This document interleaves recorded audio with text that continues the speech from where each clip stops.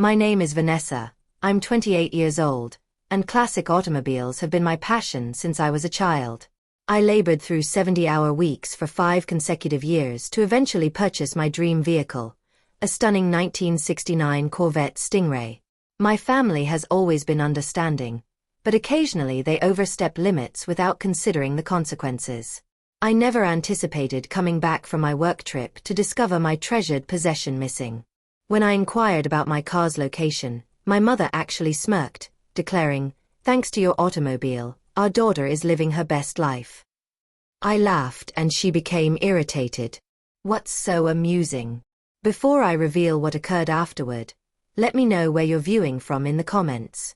Press that subscribe button if you've ever dealt with family members who believe your belongings are theirs to utilize however they please. Believe me, you'll want to witness how this entire situation unfolded. My romance with classic automobiles started when I was merely 7 years old. Every Saturday morning, my grandfather would collect me in his growling old pickup truck and drive me to his workshop where he refurbished vintage cars. Those mornings held sacred meaning for me. While other children were viewing cartoons, I was discovering how to change oil, replace spark plugs, and recognize engine components. "Nessie," my grandfather would say, using his unique pet name for me, "automobiles aren't simply machines. They possess character, spirits." I trusted him entirely, particularly when he revealed his treasured possession, a 1969 Corvette Stingray in rally red. The contours of that automobile, the rumble of its motor, the way sunlight sparkled across its buffed surface, it was absolute enchantment to me.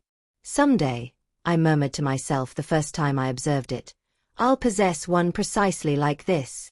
It was a vow I made to myself that day, one that would influence my future in ways I could never have anticipated.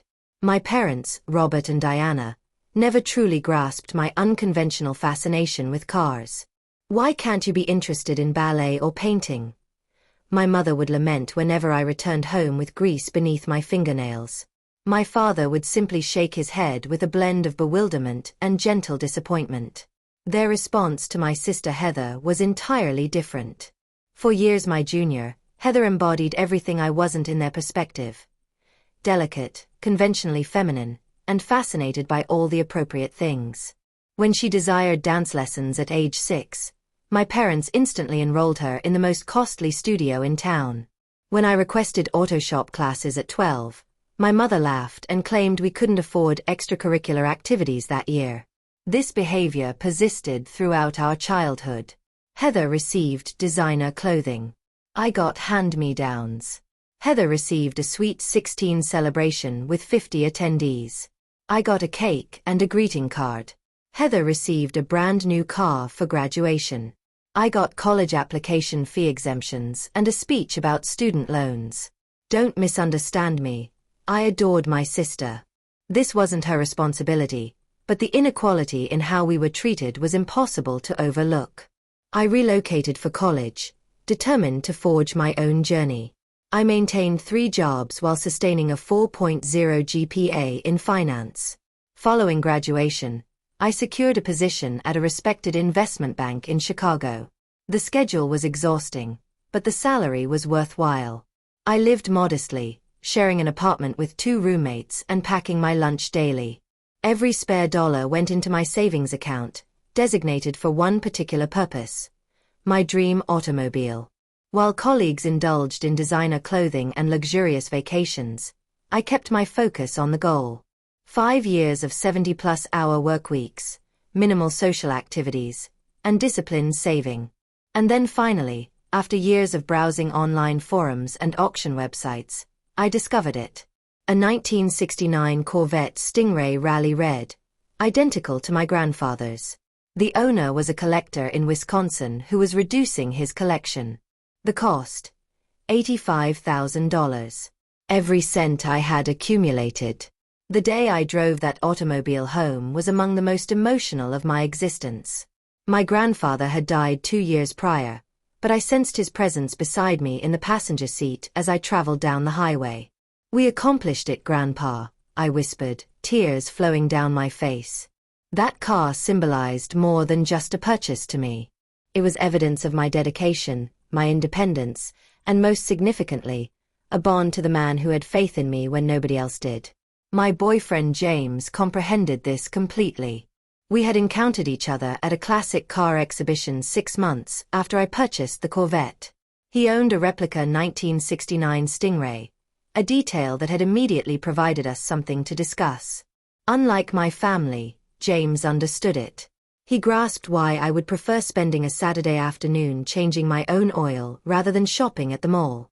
He valued the emotional significance of my car and shared my enthusiasm for preserving automotive heritage. For 2 years, that automobile was my pride and joy. I pampered it, drove it only on ideal weather days, and stored it appropriately during Chicago's severe winters. Never once did I consider that the greatest danger to my beloved Corvette would come not from the weather or criminals, but from my own family. The phone call arrived on a Tuesday afternoon. My supervisor, Veronica, wanted me in her office right away.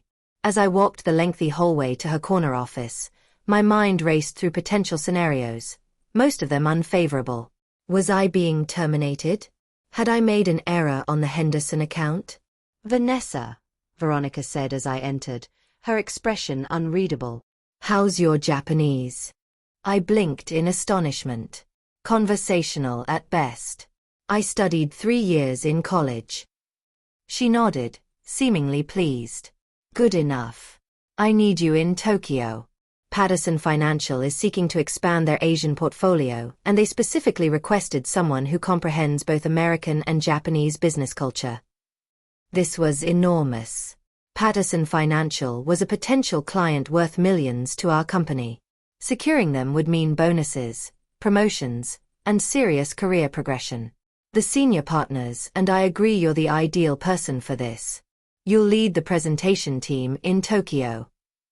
I was speechless. Senior colleagues with decades more experience were being overlooked for me. This was the chance of a lifetime. It's a 3-week journey, Veronica continued. You depart Friday. My assistant will email you the specifics. 3 weeks away from home was longer than I had ever been absent. While I was excited about the opportunity, my thoughts immediately went to my Corvette. My neighborhood in Chicago had experienced a series of car break-ins recently, and the idea of leaving my baby unattended for that duration made me anxious. After considering various alternatives, I decided the safest location would be at my parents' suburban home in Glenview. They had a spacious garage, a peaceful neighborhood with low crime statistics. And despite our complex relationship, I trusted them to at least provide secure storage. That Thursday evening, I drove the 40 minutes to my parents' house. Dad was cutting the lawn when I arrived, and he paused to admire the Corvette as I parked in the driveway. Still a beauty, he said, running his hand along the hood. Your grandfather would be proud. Mom emerged at the front door, wiping her hands on a kitchen towel. Vanessa, what a pleasant surprise. Are you staying for dinner? I explained about the Tokyo journey and my request to leave the car in their garage for 3 weeks. Certainly, Dad said immediately. We have ample space since Heather moved her belongings to her new apartment. That's wonderful news about your trip, Mom added, though I could tell she didn't fully comprehend the significance of the opportunity. But 3 weeks is such a lengthy time. Will your supervisor be upset if you return home for the weekend in between? I explained that international business didn't function that way, and eventually she seemed to understand. As Dad helped me move the Corvette into the garage, I provided him detailed instructions. It needs to be started once weekly and allowed to run for 15 minutes, but please don't drive it. The insurance situation is complicated.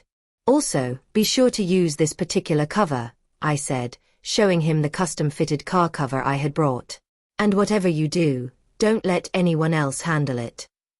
Vanessa, I know how to care for a car, Dad said, slightly offended. I'll treat it like it's made of gold. I know, Dad. I just worry. This car means everything to me. That night at dinner, Heather joined us. She had recently graduated from college and was working as an administrative assistant at a marketing company, her first real job. Throughout dinner, she discussed how stressful work was and how desperately she needed a vacation. All my friends are planning this incredible Mediterranean cruise, she sighed dramatically. But I just can't afford it on my salary. Life is so unfair. I bit my tongue, remembering how I had worked multiple jobs throughout college without complaint. Mom predictably made sympathetic sounds and suggested Dad might be able to assist with the expense. We'll see, Dad said non-committally. Money is tight right now with the kitchen renovation. Before departing, I called James to finalize our car security plan. We had discussed swapping our cars as an additional precaution since his replica Stingray looked nearly identical to mine, but was worth considerably less. I'll come by your parents' place tomorrow and make the exchange, he confirmed. I'll take excellent care of your baby, and they'll never know the difference. You're the best, I told him. I'll call you when I land in Tokyo. The following morning, I boarded my flight, feeling confident that my car was in good hands. Little did I know that my careful planning would set in motion a chain of events that would forever alter my family dynamics. During my 3 weeks in Tokyo, I called home regularly. Mom and Dad always assured me everything was fine, though in the final days of my trip, Mom's messages became somewhat mysterious. We have a big surprise for when you get home, she texted, which I assumed meant a welcome home dinner or something equally harmless. The Tokyo presentation was a tremendous success. The Patterson executives were impressed with our proposal, and by the end of the second week, they had signed a contract worth $12 million to our firm. At the celebratory dinner on my final night in Japan, Veronica hinted strongly about a promotion waiting for me back in Chicago. Vice President has a nice ring to it, doesn't it? She said with a knowing smile. I boarded my return flight feeling on top of the world. I couldn't wait to return home, take my Corvette for an extended drive along Lake Michigan, and share my exciting news with James and my family. The 13-hour flight provided me ample time to fantasize about my homecoming. If only I had realized what awaited me. My aircraft landed at O'Hare at 2:15 p.m. on a bright Tuesday afternoon. After clearing customs and retrieving my baggage, I called a taxi directly to my parents' house in Glenview. I was weary from the lengthy flight, but invigorated by the thought of seeing my cherished Corvette again. Just another 10 minutes, I texted James, who had promised to meet me there to exchange our cars back. As the taxi turned onto my parents' street, I felt a flutter of anticipation. The driver pulled into the driveway and I scowled. Something was amiss. The garage door was open, revealing my dad's sedan and Mom's SUV, but no trace of a Corvette. Maybe they relocated it, I mumbled to myself as I paid the driver and rolled my suitcase to the front door. Mom opened the door before I could knock, greeting me with an embrace that I half-heartedly reciprocated, my mind still on the absent car. Welcome home, sweetheart.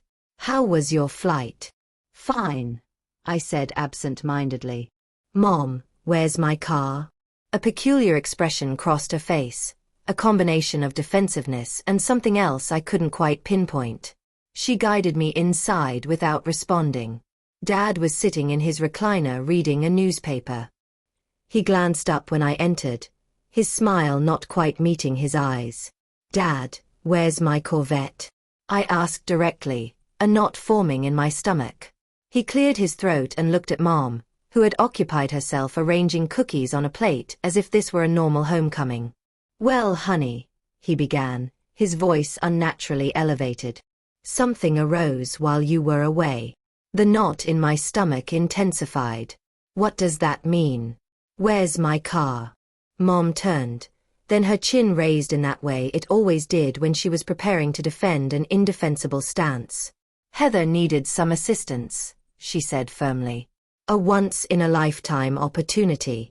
I stared at her, not comprehending. What does that have to do with my car? Thanks to your car, our daughter is having the time of her life, Mom said with a smile that resembled more of a sneer. She retrieved her phone and showed me Heather's Instagram feed. There was my sister posing on a cruise ship in the Mediterranean, cocktail in hand, designer sunglasses perched on her nose, without a care in the world. The pieces clicked into place with terrifying clarity. You sold my car. The words emerged as a whisper, too stunned to even yell. Now Vanessa, Dad began in his conciliatory tone.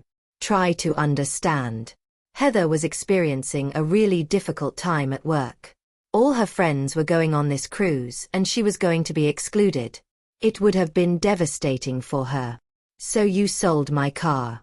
This time I did shout, my voice rising with incredulity. You can always purchase another car, Mom said dismissively. You earn good money. Heather needed this opportunity.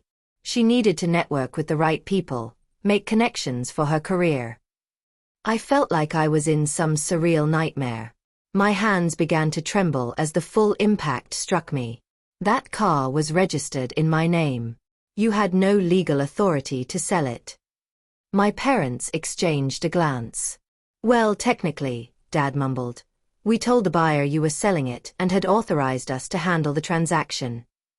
My heart was beating so hard I could feel it in my temples. The room seemed to rotate slightly as I tried to process what they had done. Do you have any idea what that car meant to me? My voice cracked. It wasn't just transportation. It was a connection to Grandpa. It was the result of 5 years of sacrifice. It's just a car, Vanessa, Mom said, her tone hardening. Family is what matters. Heather is your sister. She needed this. And I don't matter. My feelings, my property, my boundaries. None of that counts. Don't be so dramatic, Mom scoffed. You've always been so materialistic, so focused on things. Heather is struggling with depression. The cruise was therapeutic for her. Depression? I echoed incredulously. Since when? She's been very stressed at work, Dad offered weakly. Her boss is demanding. I laughed, a harsh sound with no humor in it. Welcome to adult life. I worked 70-hour weeks for 5 years to afford that car. Did you ever once consider selling your possessions to make my life easier? That's different, Mom said, growing defensive. You've always been the strong one. Heather is sensitive. She needs more support. The double standard was so blatant it took my breath away. For a moment, I just stood there, trembling with rage and disbelief. Then a thought occurred to me. How much did you sell it for? I demanded. More uncomfortable glances between my parents. Finally, Dad answered. $50,000. I gasped. $50,000. That car was worth $85,000. Did you do any research at all before selling it? The buyer said that was a fair price, Dad muttered. We needed to move quickly before you came home. That statement, so naked in its betrayal, hit me like a physical blow. They had deliberately rushed the sale to present me with a fait accompli. They had known exactly what they were doing. Who did you sell it to? I asked, fighting to keep my voice steady. Some collector from Indiana, Mom said vaguely. I don't remember his name. My phone buzzed with a text. It was James. Just pulled up. Where's the Stingray? And suddenly, in the midst of my anger and heartbreak, a realization dawned on me. A realization that would change everything. The text from James triggered something in my brain. A memory that had been pushed aside in the shock of discovering my parents' betrayal. I started to laugh, softly at first, then louder. The sound was strange even to my own ears, a release of tension rather than an expression of joy. My mother's face contorted with confusion and annoyance. What's so funny about your sister's happiness? She demanded. I took a deep breath, trying to collect myself. You know what's funny, Mom? You stole and sold a car that wasn't mine. Dad frowned. What are you talking about? We saw you drive it here. I held up a finger, signaling them to wait, and stepped outside to greet James, who was now standing in the driveway looking confused. After a brief exchange, he followed me back inside, equally curious to hear my explanation. Mom, Dad, you remember James, right? I gestured to my boyfriend, who nodded tersely at my parents, his expression guarded. Of course, Mom said impatiently. Vanessa, what do you mean the car wasn't yours? I smiled, feeling a strange calm settle over me. The car you sold wasn't my 1969 Corvette Stingray. It was James's replica. The color drained from both my parents' faces as I explained the car-swapping arrangement James and I had made for security purposes. The day after I left for Tokyo, James had come by as planned and swapped his replica Stingray for my authentic one.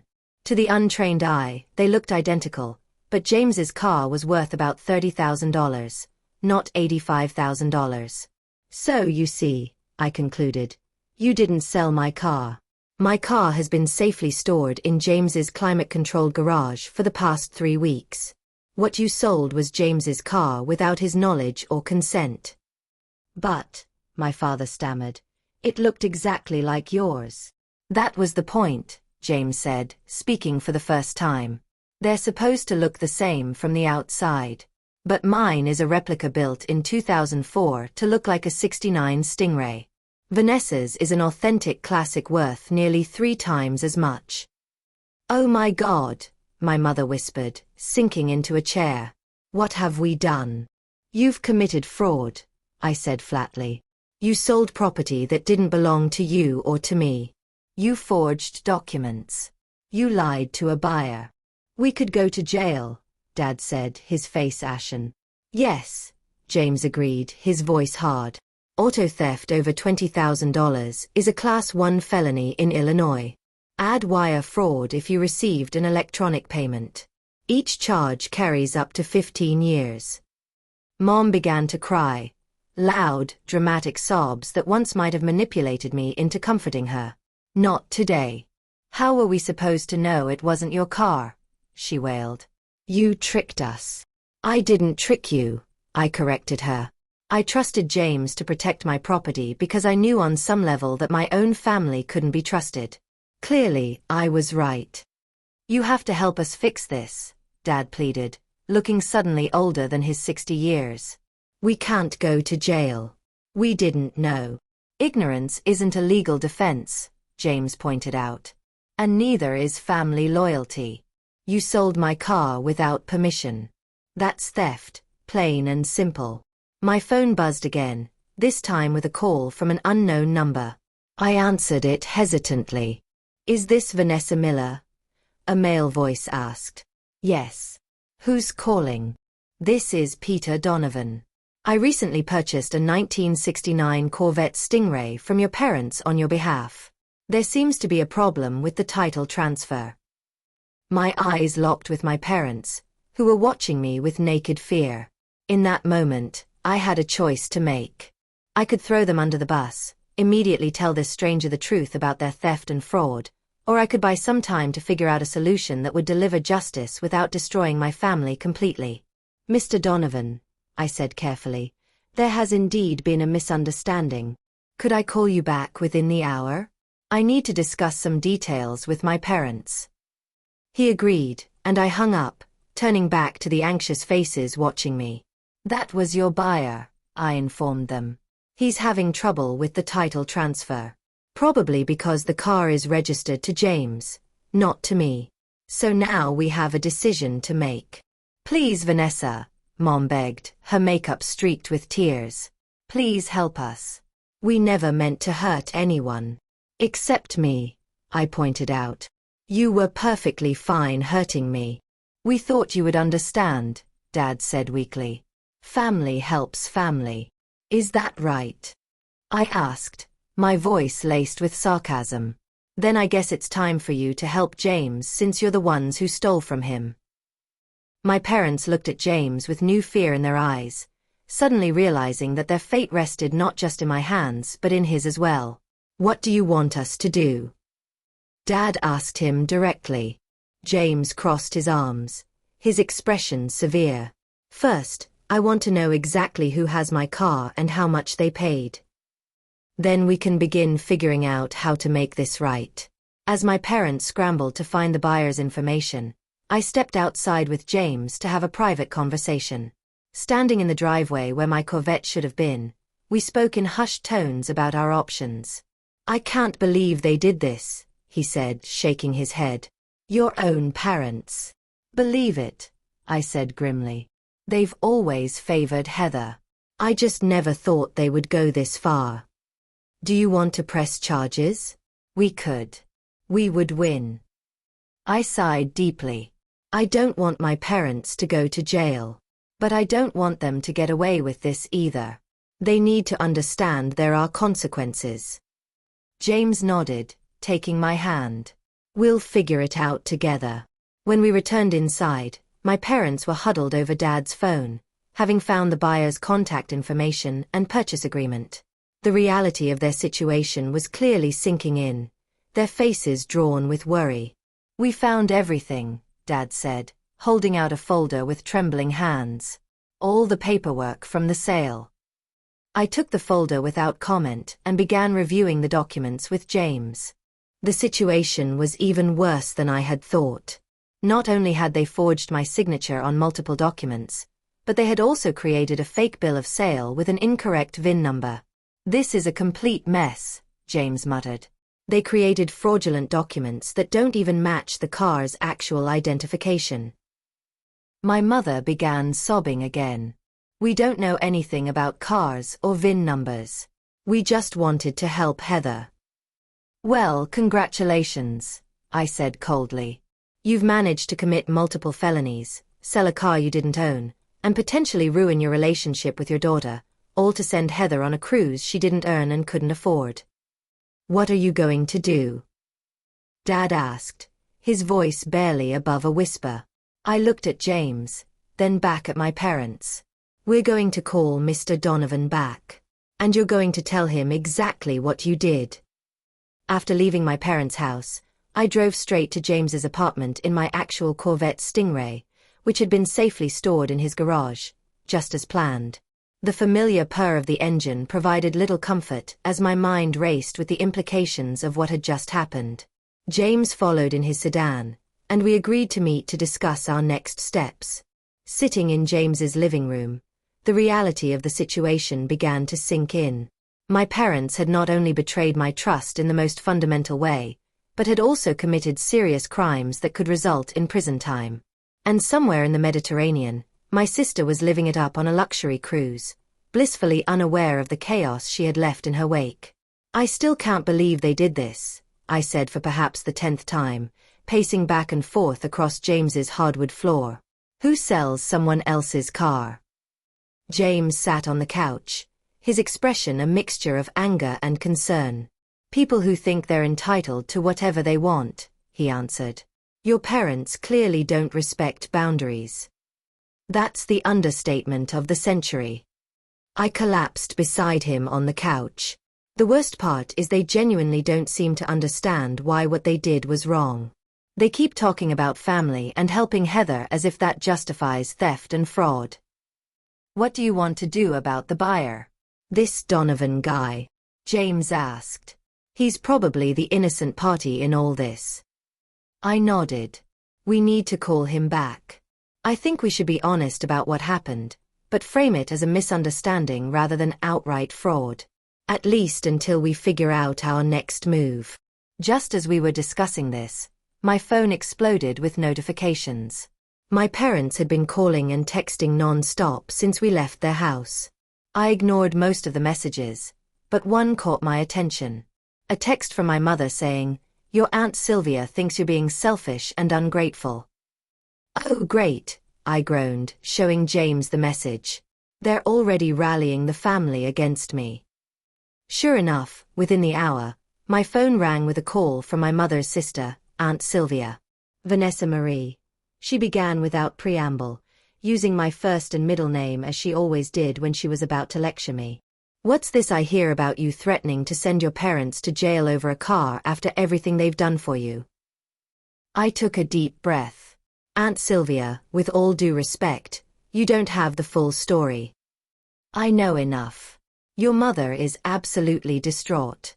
They were only trying to help your sister and now you're talking about pressing charges. What kind of daughter does that? The kind whose parents stole property worth $30,000, I replied evenly. And not even my property, but my boyfriend's. They committed multiple felonies. Aunt Sylvia. This isn't about being ungrateful. She scoffed. Family helps family. Vanessa Marie. You've always been so independent, so unwilling to bend. Would it really have hurt you to let your sister have this one thing? The conversation continued in this vein for several minutes, with my aunt firmly on my parents' side and seemingly unable to grasp the severity of what they had done. By the time I hung up, I was fuming. Family helps family, I mimicked bitterly to James. Apparently, that only applies when I'm the one expected to give something up. James squeezed my hand. Not everyone will see it that way. Have you talked to your grandfather's brother, Uncle George? You always said he was more reasonable. Uncle George had been close to my grandfather and had always had a soft spot for me. When I called him and explained the situation, his reaction was entirely different from Aunt Sylvia's. They did what? He exclaimed. Sold James's car without permission? That's not just wrong, Vanessa. That's criminal. You have every right to be upset. His support meant more to me than I could express. Everyone else seems to think I should just forgive and forget because they're family. Family doesn't mean you get to break the law, Uncle George said firmly, or that you get to trample all over someone's boundaries. Your grandfather would be appalled. After hanging up with Uncle George, I felt marginally better, but the emotional exhaustion of the day was catching up with me. James suggested we order takeout and try to relax for the evening, postponing any major decisions until the next day. As we sat eating Thai food straight from the containers, James looked at me thoughtfully. Can I ask you something? Of course. If they had actually sold your real Corvette, what would you have done? I set down my fork, considering the question. Honestly, I probably would have pressed charges immediately. That car is irreplaceable to me. It's my connection to my grandfather, the result of years of hard work and sacrifice. I don't think I could have forgiven them for that. And now it's complicated. They still committed a crime, but against you, not me. And while what they did was terrible, I don't know if I want them to go to jail. They're still my parents, despite everything. James nodded slowly. I understand. And for what it's worth, I don't want your parents in prison either. But they do need to make this right, and they need to understand that there are serious consequences for what they did. We stayed up late into the night discussing our options and trying to figure out the best path forward. Eventually, we decided to consult with a lawyer before making any final decisions. Sleep didn't come easily that night. I tossed and turned, my mind replaying the events of the day and wrestling with conflicting emotions. On one hand, I was furious with my parents and wanted them to face consequences for their actions. On the other hand, the thought of them in prison made me physically ill. Morning came too soon, and with it a new crisis. My parents showed up at my apartment unannounced, looking haggard and desperate. Vanessa, please. My mother begged when I reluctantly let them in. You have to help us. We can't sleep. We can't eat. We're terrified. You should have thought about the consequences before selling a car that didn't belong to you, I said, unmoved by their distress. We know we made a terrible mistake, Dad said, his voice breaking. We'll do anything to make it right. Anything. I looked at their anxious faces, feeling a complex mixture of anger, pity, and exhaustion. It's not that simple. What you did wasn't just wrong. It was illegal. And it's not just up to me. The car you sold belonged to James, not to me. We'll pay him back, Mom said quickly. Every penny. And where will you get $30,000? I asked skeptically. You just told me money was tight with the kitchen renovation. They exchanged a glance. We'll figure it out, Dad said. Take out a home equity loan if we have to, whatever it takes. I sighed heavily. Look, we're meeting with a lawyer friend this afternoon to discuss options. Until then, I don't have anything else to say to you. Please, Vanessa, Mom pleaded. At least tell us you won't press charges. We can't go to jail. We just can't. That's not a promise I can make right now, I said firmly. You need to leave. I'll call you after we speak with the lawyer. As I closed the door behind them, I leaned against it, suddenly exhausted despite the early hour. Whatever happened next, I knew that my relationship with my parents would never be the same again. At 2 p.m., James and I sat in the sleek downtown office of Alicia Ramirez, a lawyer friend who specialized in criminal law. I had met Alicia during a corporate charity event 2 years earlier, and we had kept in touch. When I called her that morning explaining our situation, she immediately offered to meet with us. "Let me make sure I understand correctly," Alicia said, reviewing the notes she had taken during our explanation. "Your parents sold James's car without permission, forged documents including a bill of sale with your signature, provided an incorrect VIN number to the buyer, and used the proceeds to fund your sister's vacation. Is that accurate?" "Yes," I confirmed. "That sums it up." Alicia leaned back in her chair, her expression grave. "I won't sugarcoat this. What they did constitutes grand theft auto and wire fraud at minimum. Each charge carries up to 15 years in prison. Given their age and lack of prior criminal history, they might receive a more lenient sentence, but prison time is certainly on the table if charges are filed." James and I exchanged worried looks. Despite my anger, the thought of my parents in prison was difficult to contemplate. "What are our options?" I asked. "Well, you have several," Alicia explained. 1. You could file criminal charges and let the legal system take its course. 2. You could pursue civil remedies, suing them for the value of the car plus damages. Or 3. You could try to resolve this privately outside the legal system. "What would the third option entail?" James asked. "Essentially creating a legally binding agreement where your parents make financial restitution and any other terms you deem appropriate. It wouldn't erase the criminal liability, but without a formal complaint, it's unlikely the authorities would pursue the matter." "And what about the buyer?" I asked. "Mr. Donovan is an innocent party in this. He paid for a car that was sold to him fraudulently." Alicia nodded. "That complicates things. The cleanest solution would be to unwind the transaction completely, return his money, get the car back, but that means your parents would need to come up with $50,000 immediately." "They mentioned taking out a home equity loan," I said. "That could work, but you'd need to move quickly. The longer this situation persists, the greater the chance of Mr. Donovan discovering the fraud independently and going to the authorities himself." After discussing more details about our options, James and I left Alicia's office with a clear plan. We would attempt to resolve the situation privately, starting with contacting Mr. Donovan and being honest about what had happened. "I think we should meet him in person," James suggested as we walked to our cars. "This isn't a conversation to have over the phone." I agreed, and we called Mr. Donovan to arrange a meeting for the following day at a coffee shop halfway between Chicago and his home in Indianapolis. Next, we turned our attention to tracking down my sister.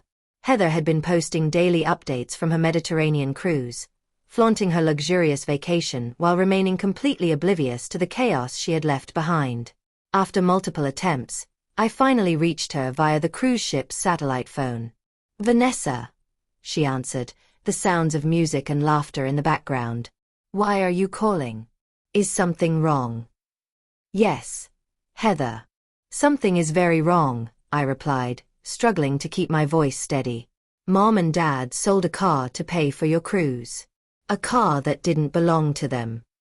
There was a pause. Then Heather laughed. "Oh, is that all? I thought someone was sick or something. Look, I know you're probably upset they sold your precious car, but you can always buy another one. It's not like you can't afford it." Her dismissive attitude made my blood boil. "It wasn't my car they sold, Heather. It was James's car. What they did was illegal. They could go to jail." That finally got her attention. "Jail? Don't be ridiculous. They were just trying to help me. By committing fraud. By stealing. Those are crimes, Heather. Serious ones." "So, what are you saying?" Her voice had lost its carefree tone, replaced by growing concern. "I'm saying you need to come home now. Your Mediterranean adventure is over. But the cruise doesn't end for another week." Then get off at the next port and fly home, I said firmly. This isn't optional, Heather. You need to be part of fixing the mess you helped create. I didn't create any mess. I didn't ask them to sell a car. Didn't you? Because Mom says you were talking about how desperately you needed this cruise, how depressed you were about missing it. There was a telling silence on the other end of the line. That's what I thought, I said. Get home, Heather.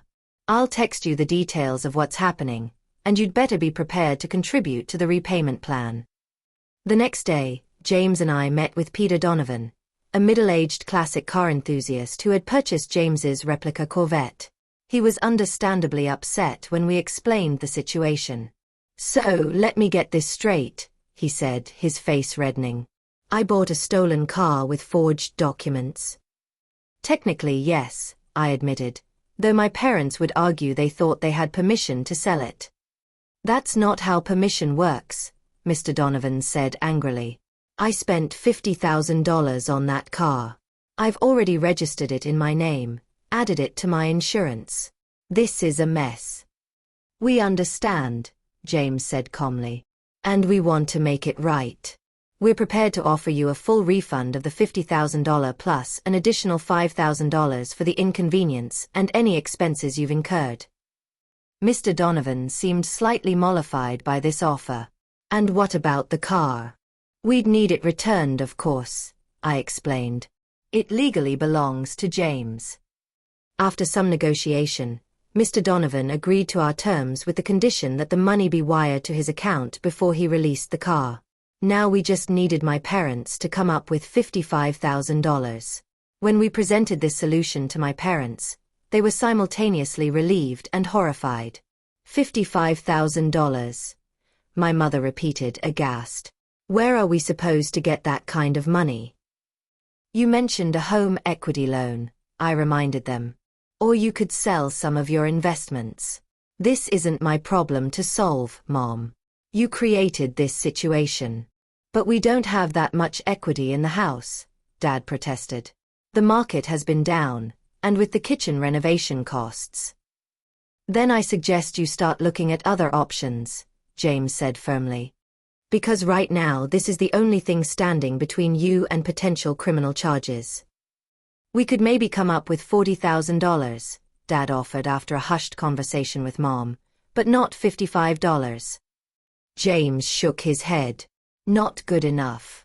The full amount needs to be repaid, plus compensation for my time and stress. If you can't come up with it, perhaps Heather should contribute since she benefited from the theft. Heather. Mom looked shocked at the suggestion.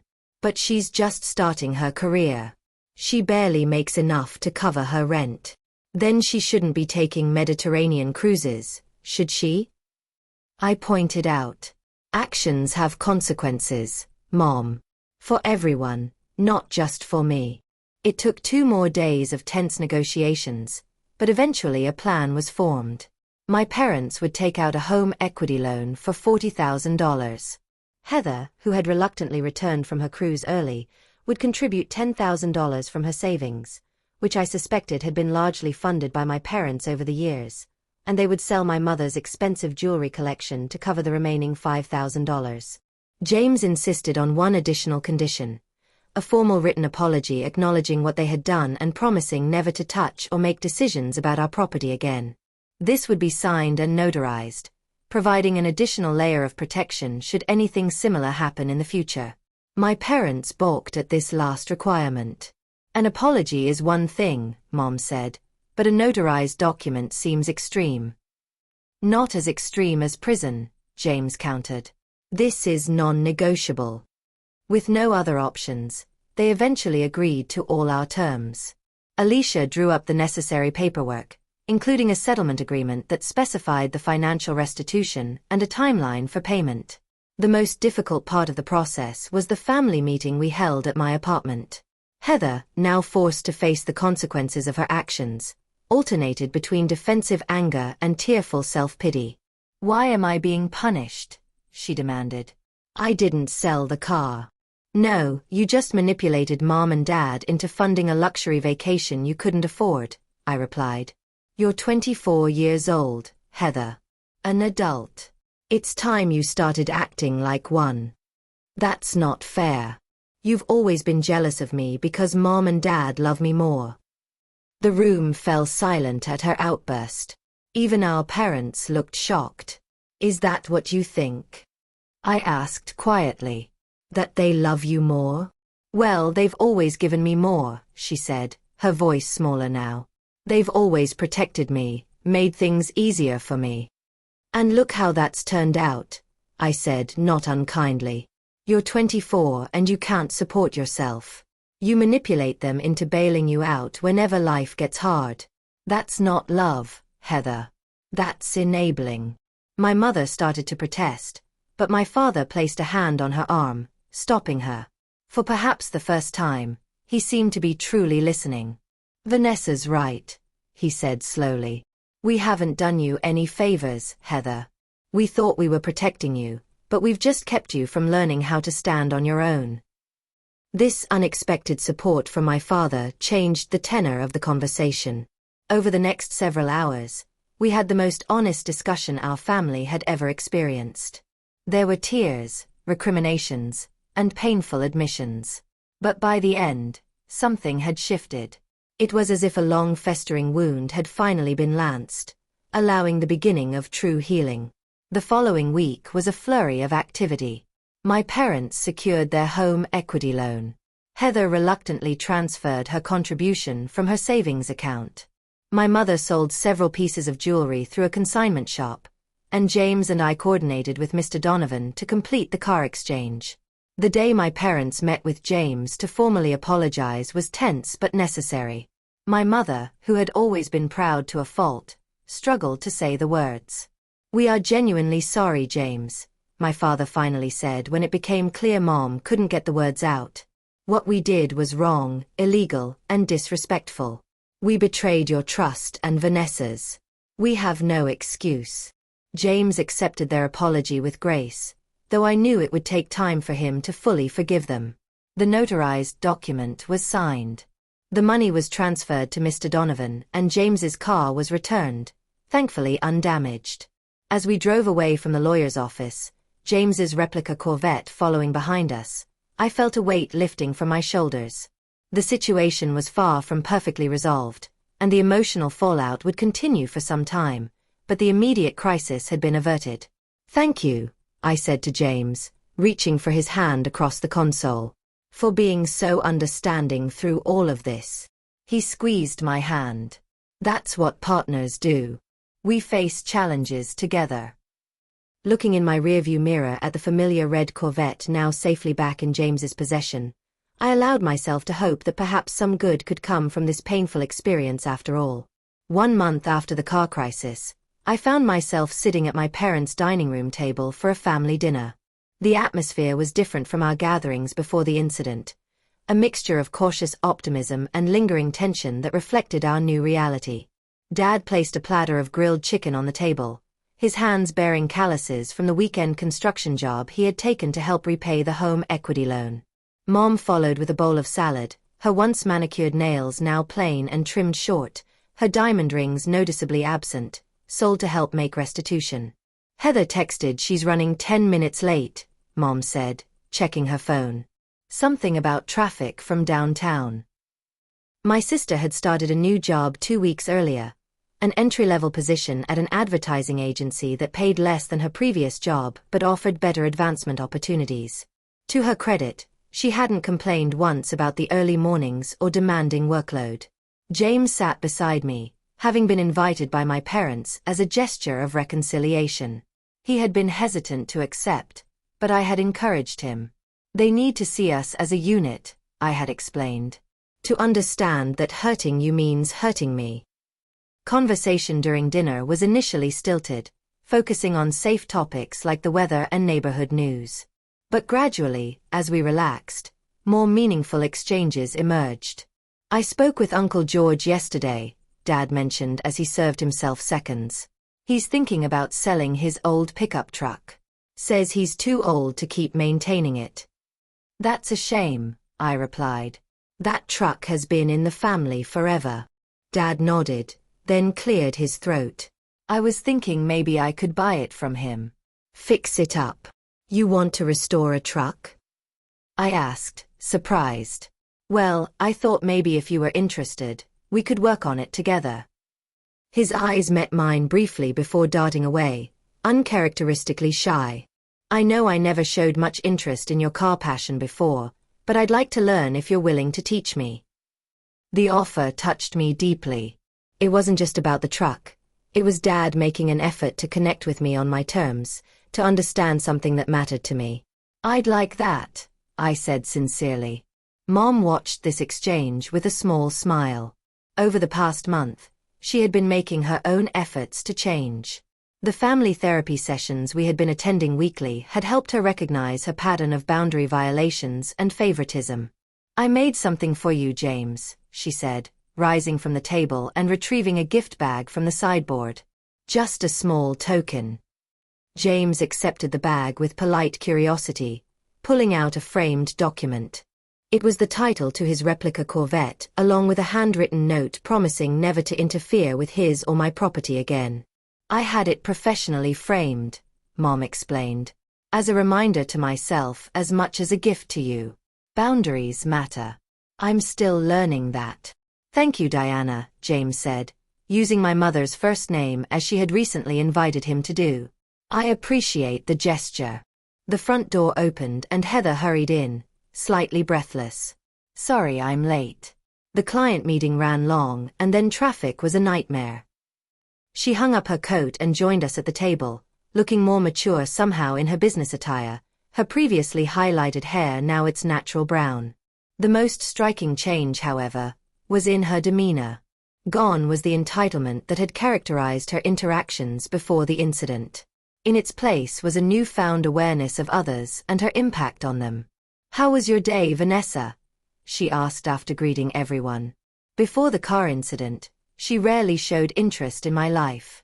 Good, I replied. Busy. The Peterson account is demanding, but it's coming together. That's the one in Tokyo, right? The one that got you the promotion. I nodded, surprised she had remembered that detail. Vice President of International Accounts, I confirmed. Still getting used to the title. That's really impressive, she said. And for once, there was no undercurrent of competition or resentment in her voice, just genuine pride. As dinner progressed, I found myself observing my family with new eyes. The changes were subtle but significant. Dad asking permission before serving more food onto Mom's plate. Mom catching herself before speaking for Heather. Heather offering to help with dishes without being prompted. These were small things, perhaps inconsequential to an outsider. But to me, they represented a fundamental shift in our family dynamics. The painful experience we had endured had forced us to confront long-established patterns of behavior that had damaged our relationships. After dessert, as James and I prepared to leave, my mother pulled me aside in the hallway. I know I've said this before, she began, her voice low and serious, but I'm truly sorry, Vanessa. Not just for the car incident, but for all the times I dismissed your feelings, your passions, your boundaries. I always thought I was being a good mother by treating you and Heather differently, by pushing you to be strong and protecting her from challenges. I see now how unfair that was to both of you. I studied her face, noting the genuine remorse in her eyes. Thank you for saying that, Mom. It means a lot. Do you think you'll ever be able to fully forgive us? She asked hesitantly. I considered the question carefully. I think forgiveness is a process, not a single moment. I'm working on it, and seeing you all make real changes helps. She nodded, accepting this incomplete but honest answer. As James and I drove home in my Corvette, the familiar rumble of the engine was comforting. The car had taken on new meaning for me now. It was still my connection to my grandfather, still the symbol of my hard work and persistence, but it had also become a catalyst for necessary change in my family, a painful but ultimately healing confrontation with long-buried issues. Penny, for your thoughts, James asked, noticing my contemplative mood. I was just thinking about how sometimes the things we value most can become tests of character, I replied. This car revealed truths about my family that were hard to face but maybe needed to be faced. Do you regret any of it? The way we handled things? I shook my head. No. It would have been easier to just let them off the hook completely, to avoid the conflict, but that would have just reinforced the same unhealthy patterns. They needed to experience real consequences, and I needed to stand firm in my boundaries. I think you found a good balance, James said. Holding them accountable without cutting them off completely. That takes strength. And support, I added, squeezing his hand. I couldn't have done it without you. The next morning, I took the Corvette for a long drive along Lake Michigan, something I had done countless times before. But today felt different. As the wind rushed through my hair and the sun glinted off the car's polished hood, I felt a sense of peace I hadn't experienced in years. The car was still just a car, an object of metal and rubber and glass. But what it represented had evolved. Now it symbolized not just my connection to the past, but my commitment to my own worth, my refusal to be diminished or disregarded even by those who claim to love me. Perhaps the most valuable lesson from this entire ordeal was learning that standing up for yourself doesn't mean abandoning those you love. It means loving them enough to establish boundaries that allow for mutual respect and growth. It means finding the strength to say, "This is not acceptable," while still leaving room for reconciliation. As I pulled back into my apartment complex, I thought about the journey our family had embarked on. The therapy sessions, the difficult conversations, the small daily choices to do better. None of it was easy, but all of it was necessary. The road ahead wouldn't be perfectly smooth. Old habits die hard, and there would inevitably be setbacks and disagreements. But for perhaps the first time in my adult life, I felt hopeful about my family's future, confident that we were moving in the right direction.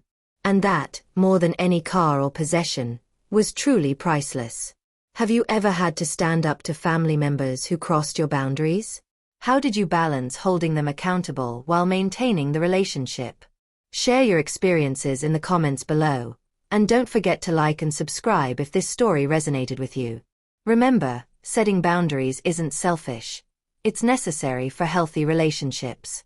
Thank you for listening to my story, and I hope it helps you navigate your own family dynamics with courage and compassion.